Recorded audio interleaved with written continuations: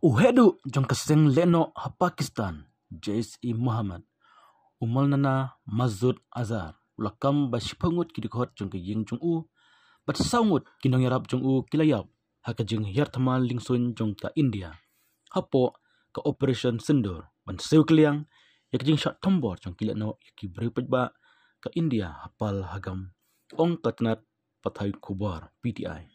Kerwak belah kenok bau Azhar, ublah syak kem ha India ha usnam sidak nai sepak nai pesau berublah syak plat no hadin ke jing syarat bor jong ka Air India IC pra weisau ong bakitu kibla yap ha ke jing syak tombor ha jakat rekam jong ka GEM Jamia Masjid Subhan Allah habal hawalpur kintup ya ka para he jong u tengah jong ka kun kesiu jong u bat kun kesiu jong u ka tengah barem jong u Shipangut kidikot jong kalong yung jonga kilayo jong kerku ya kene kecing kemen rengkat mentah kemet.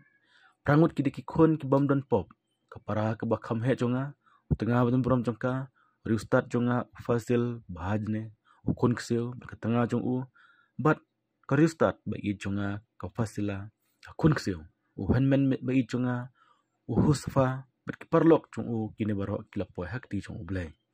Ulong ba umdan ke jing sausi ne jing tuju keman. Hani kawan kedunut jonga bangaru ngancin telah keman. Menyesok lang berkenhon. Kemudian sipangot kit kahot kibala klat. Ulah banrap. Neula no ulong kepuar benlek no jongki kelapuai hendrai utrai syim la penyapiki. Umazud Azhar. Ubasan penduduk senam kerta ubla don katop kile no jong kepertai da ke UN Security Council. Ladung keti ban ai boy celendet jong ke jing tombuar ke babun teli ha India.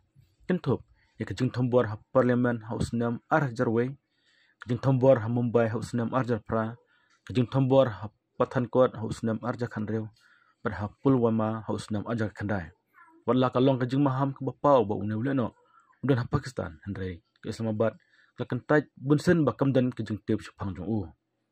Ke India kelas siat hadu arp satuli kinamding haki keneteli ke Jaka ha Pakistan, bat ke Pakistan occupied Kashmir.